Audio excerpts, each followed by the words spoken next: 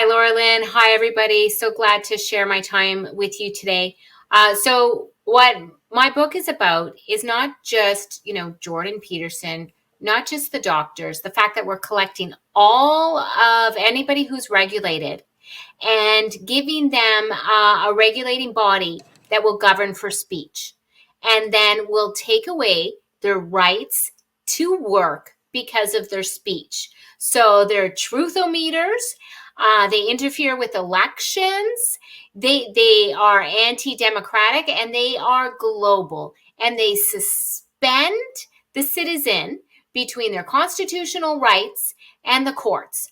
So by giving them deference to act however they want, we take away the citizen's rights to be a citizen in a nation state.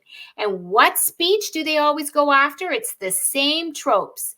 Climate, because that hides the Trojan horse of 15-minute cities and consumptive interventions. What else? Gender, because that hides the transhumanist agenda, where we're all hooked into the grid in our 15-minute cities, known online and known in the city. And then it also hides a few other tropes. Whatever you can't speak against, if you are pro-nation, you're going to get docked. So that's what the book's about. And today I think we're going to on a few topics. The first is how gangbusters are 15-minute cities in Canada. What do we have to show for it, and where to prove it? So Canada's hub for complete streets. So what is that? What are complete streets? They'll innocuously make you believe that this has something to do with getting to and from place safely without road accidents or without pollution. So they are working with complete streets and 15-minute city. They share the infrastructure that is going in on the 15-minute city. Okay, and so we're going to take a look at what they say with respect to the 15-minute city. Now remember, you can go to them on the first tab and see every city and where they are at with respect to their goals. Okay. Okay, and the link to this location is in the description, everyone. Yeah, it's in the chat. Oh, it's in the chat as well right now. Okay, go ahead. CompleteStreetsForCanada.ca. And then you have an actual booklet about how Complete Streets just loves the 15-minute city and that they share the infrastructure. And so we're going to have to get rid of it. We're going to get you out of your car. We're going to get you on a bike, and we're going to get you on public transportation.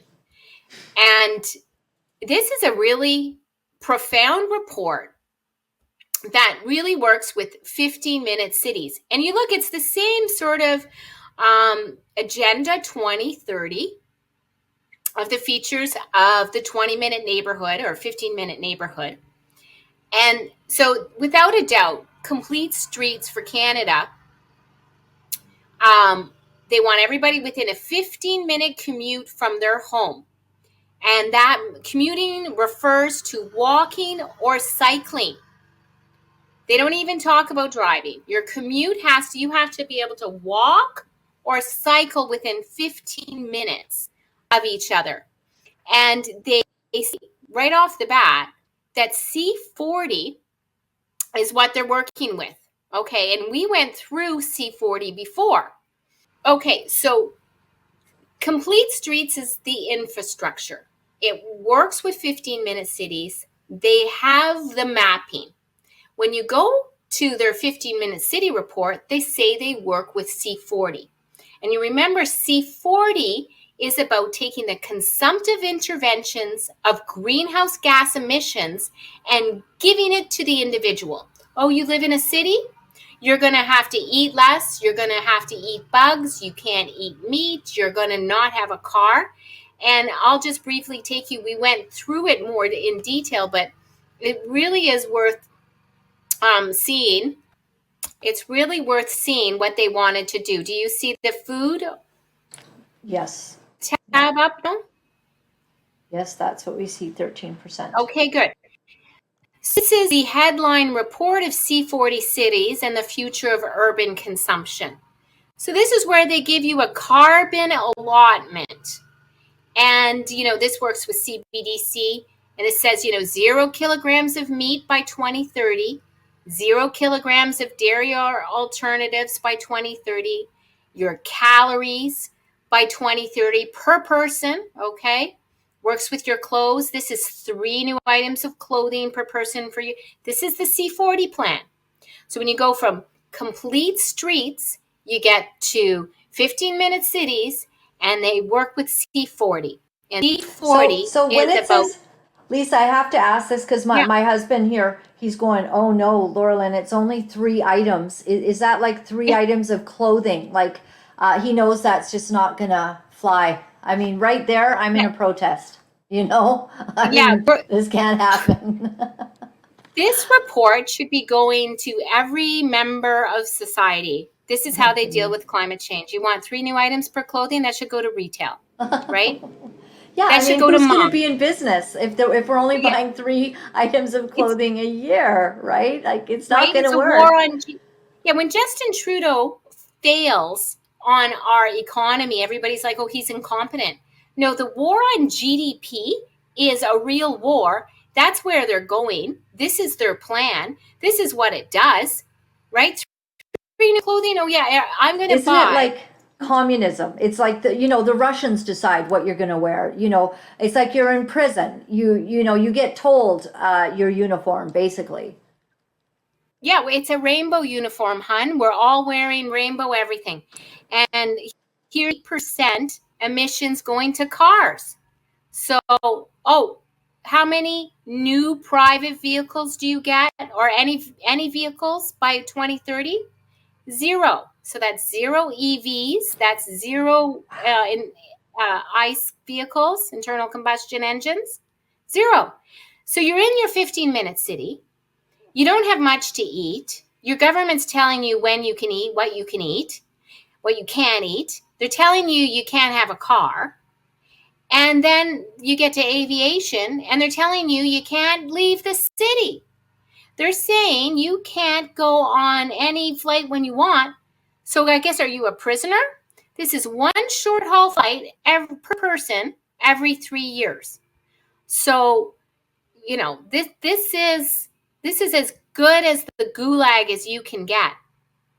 And so when you go, oh, I'm in complete streets, I'm in the 15-minute city, I'm in the complete neighborhood, I'm walking, they work with C40, right?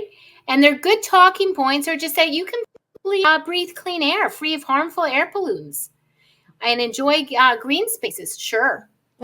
Sure, and that's can. It. In your 3 outfits that you get for the new year. That's right. I mean, this is almost a joke. Like, I don't see how this flies with anyone. I don't see how this flies with anyone. Like, this is not a joke document you have here.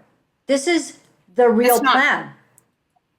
Which we don't realize. They don't want you to have new vehicles, and if anything, it's got to be electric. They don't want you going. You've got to be able to kind of just stay in your little area, and we all like to travel. I'm always going 15 minutes outside of wherever I am right now. I don't want to walk and bicycle. What about the elderly? Right. This is just crazy. Well, and it's not 0. It's not EVs. You're getting no vehicles. It's 0 personal vehicles by 2030 is their ambitious target. And that's, you look at, do we have the mining for the lithium batteries to replace the vehicles that are in the market right now? We don't. Do we have the grid to charge them? No, we don't, right? So there is no infrastructure for the EVs to mount them up at the scale that we have them. The plan is to get people out of their cars. And EV is sort of this, carrot that they're putting in front of us, and that convinces those in the green movement that there's a replacement. There's no replacement. That is the goal. 0 vehicles by 2030. They're telling us that, and they're actual Satanists, because Satanists think of us like cattle. And That's cattle, right? What you're eating, they're telling us what we're eating. They're telling us what pens we're in, right? They're giving us our calories. And anybody who thinks that way doesn't stop there, right? If you actually think about your fellow human man in that way, they don't stop there. So this is an all hands on deck. Everybody's got to know about the plan, and it's going in through complete streets, through your climate plans, and it's the municipal deep state that this is around the world. That C40 plan is for around the world. It's for everybody. Many people who are in the green movement, I believe, do not understand their conflict of interest. So all they had to do to take a certain segment of society and neutralize them from being able to mobilize against this is by paying them a lot of money out of our tax dollars, right? So wind, right? All kinds of money. Solar, money, right? If you're writing in the green area, if you've got a green job, if you're working in ESG, if you're trading carbon credits, what they've done is they've enabled probably 30% or more of our society who are co-opted from talking against this because that's how their bread is buttered. So it's very effective. They've neutralized a good portion of the population. Then you've got people who just nod and they can't think for themselves. And they say, okay, well, I don't need called a denier, so I'm just going to shut up. And you've got the DEI keeping people quiet. So they've neutralized a portion of society. And we have to push and show them that they're putting up prison states that their kids are going to be in. So we've got to bring it back to people who work in the green industry and say, imagine your future. This is really the plan. And they don't want me to call it a plan. And the links for this document went down. I still have, so I share it. I have 2 links that aren't down. And I share the document without showing the links because, hey, guess what? Those links for that document going down because it's powerful to see that they think of us like cattle to be corralled. So what do you mean by they went down? So the C40 link on the C40 site that I shared on LinkedIn, I had some, people who were very powerful start saying it's not a plan. And I pushed back and I said, well, why does it say it's necessary? Necessary changes. It's like it's not safe. It's safe, asterisk, or it's effective, asterisk, right? So after it was public on LinkedIn, it went down. So wow. This is how they try to gaslight you.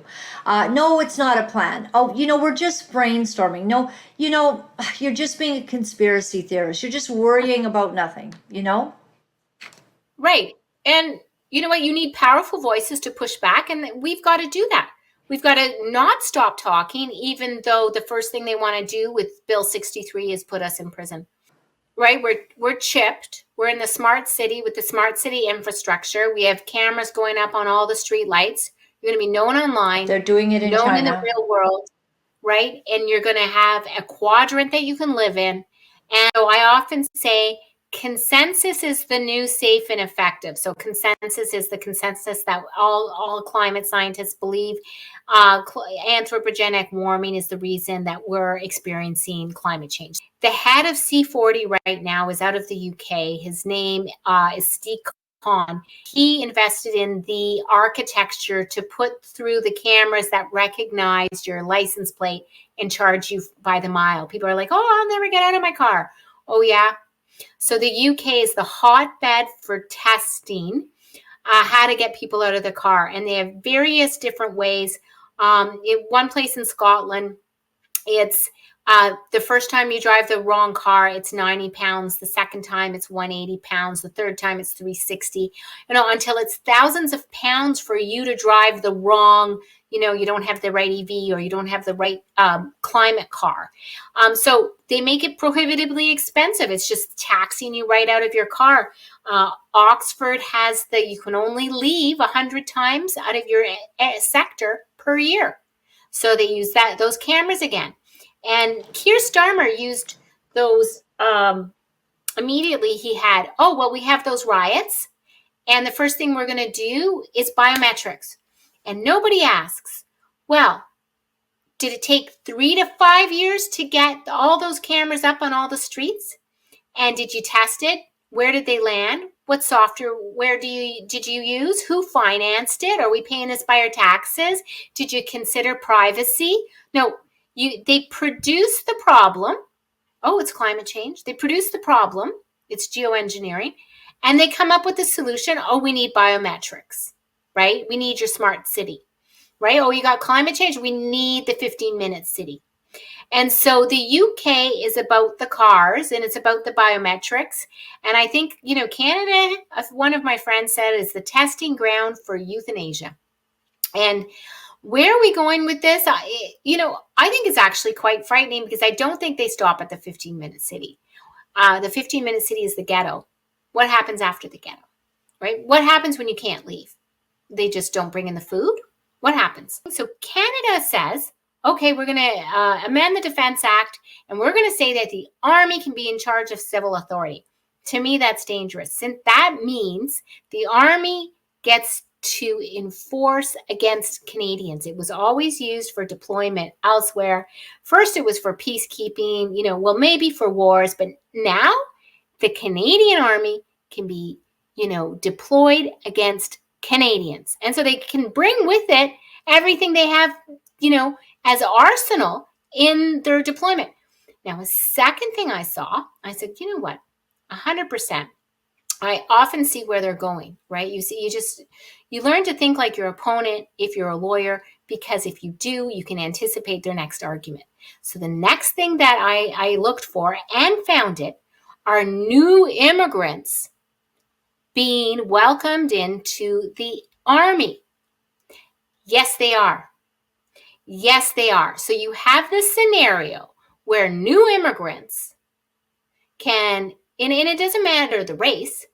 The point is the idea that someone who doesn't have community ties, that doesn't have family ties, that doesn't have business ties, religious ties, or long-standing emotional connection to the land is brought in to be in that army. And so the article in the CBC that I saw said that Blair was frustrated that it was taking 2 years to approve the new army recruits from immigrants. Because he wants to fast track it. And you know why it's taking 2 years? Because right now, the vetting requirements to make sure they're, upstanding citizens, they aren't criminals, they don't have a criminal past, they're not wanted for all kinds of different horrible things, they're not terrorists. All of that vetting takes 2 years because they're letting people in so fast, they haven't done the vetting to get them in. So they have to go back to their home countries and ask all these questions. So he wants to speed that up. Think about that. So you get the idea that the Army can be deployed against Canadians under the Defense Act, and you get the Blair wanting to fast track immigrants to be part of that army. Wow. Oh, right? That is so frightening for any country. It's diabolical. This is, again, on the very left, you are seeing these policies come through. In California, they're allowing new immigrants to be their police officers. So it's the same type of civil authority by new immigrants. Now, my view on the immigration policies is that what would you have if you had a world government? You'd have no borders. In order to facilitate a world government, they need to take down the nation states. The nation states are what gives you your Bill of Rights, your charters, and the protections of the citizens. So you have to, in order to get that world government, you have to make people not citizens. They're just people in 15-minute cities. So your new border becomes a 15-minute city. And the best way to do that is to have people from all over the place. That's what a globalist state looks like. Oh, it's just globalist. So you can't speak against immigration. You're called an ist. But immigration isn't so much a race thing. It's about flooding populations from different areas so that it doesn't look like the country it was before, and that the people coming in that are new, they would love to have taken advantage of the type of country Canada was. but they don't know what those things are. They don't know how to live as a Canadian because we're losing those protections, and the new people don't know how to fight for it because they never had them themselves. So it's not a race thing so much as a globalist policy to erase the nation state. And, I think we're all being played against each other. And the real play is the people at the top think all of us are cattle. Whites, blacks, Indians, anybody. We're all cattle to them. We're all expendable. And they don't want us to unite to fight back. And that may become necessary. Like when we speak against immigration, we have to say, this is to get rid of the state, to insert the UN and the WHO to run us, and our new borders are the 15-minute city. And we have to keep speaking. And we have to even, tell the new immigrants, too, what the vision is. Because I bet they come from places where they had tyrants, and they know how to deal with tyrants. So I'm presuming people in public health and doctors and government officials have somebody with brains there too, and they know this is a sham, right? You have a 0.006% chance of, committing a rape in the future, but I'm going to jail you right now. I'm going to refuse you service. I'm going to not let you get on the plane. I'm going to, not let you go into stores. I'm going to not let you get your hair cut, or whatever it is. So I saw this and I thought they're creating an unclean class, and that goes nowhere well. That goes nowhere good. That is what we've seen before. Everything in history happens again and again.